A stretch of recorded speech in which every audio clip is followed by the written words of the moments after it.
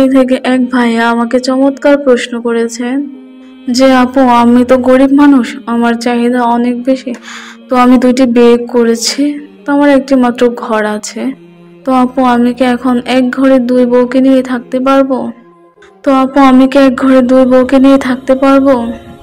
ধন্যবাদ ভাইয়া আপনাকে সুন্দর এবং চমৎকার একটি প্রশ্ন করার জন্য।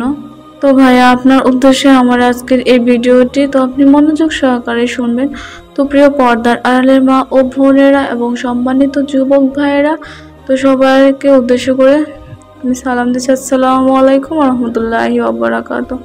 তো আজকে আমাকে যে ভাইটি প্রশ্ন করেছেন সেটি অত্যন্ত সুন্দর এবং যুক্তিসঙ্গত একটি প্রশ্ন। তো আমি এই প্রশ্নটির কোরআন এবং হাদিসের ভিত্তিতে যুক্তিপূর্ণ আলোচনা করব। তো আপনারা আমার এই ভিডিওটি স্কিপ না করে পুরো ভিডিওটি দেখার অনুরোধ রইল। তো আপনারা যারা নিয়মিত আমার চ্যানেল দেখেন এবং প্রতিনিয়ত প্রশ্ন করেন, তো আমাদের চ্যানেলের পক্ষ থেকে আরও একবার জানাচ্ছি ধন্যবাদ। এছাড়া আমরা আপনাদের কমেন্টসকে সম্মান করি এবং শ্রদ্ধা করি। তো আপনারা থাম্বনেল দেখে ভিডিওতে কমেন্টস করবেন না, পুরো ভিডিওটা দেখে তারপর কমেন্টস করবেন। তো আমি আর কথা বাড়াবো না, চলে যাচ্ছি মূল আলোচনায়। তো ভাই, আমি আপনাদেরকে উদ্দেশ্য করে একটি কথা বলবো। আপনার শারীরিক চাহিদা বেশি, সেটা থাকতেই পারে, থাকাটাও স্বাভাবিক, সবাই তো আর সমান নয়।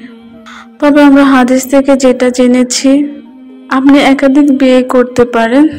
যদি আমরা হাদিস থেকে জানতে পেরেছি আপনি একাধিক বিয়ে করতে পারেন যদি আপনি ইসলামিক শরীয়ত মোতাবেক চালাতে পারেন।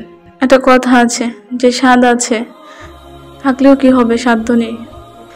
আপনার চাহিদা থাকলেও কি হবে, সামর্থ্য তো থাকতে হবে। তো আপনি যদি আলাদা আলাদা না রাখতে পারেন, তো সেক্ষেত্রে আপনাকে ধৈর্য ধরতে হবে। তো আপনারা যদি এক খাটে 2 স্ত্রীকে নিয়ে থাকেন, সেটা ইসলামে সাপোর্ট করে না, তো এতে দেখতেও খারাপ দেখা যায়। তো এই জন্য আপনারা এই কাজটি করবেন না। তো আমি আপনাকে একটি পরামর্শ দিতে পারি যে আপনি ধৈর্য ধরুন, যতটা কন্ট্রোল করার দরকার আপনি ততটা কন্ট্রোল করুন নিজেকে। তো আপনার 2 স্ত্রীকে এক বাড়িতে রাখতে পারেন, কিন্তু এক ঘরে রাখতে পারেন না।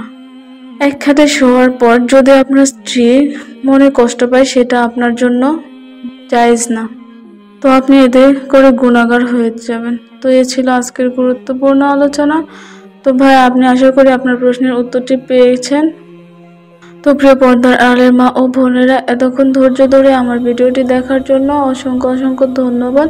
তো আজকের মতো এই আলোচনা এখানে শেষ করলাম। আসসালামু আলাইকুম।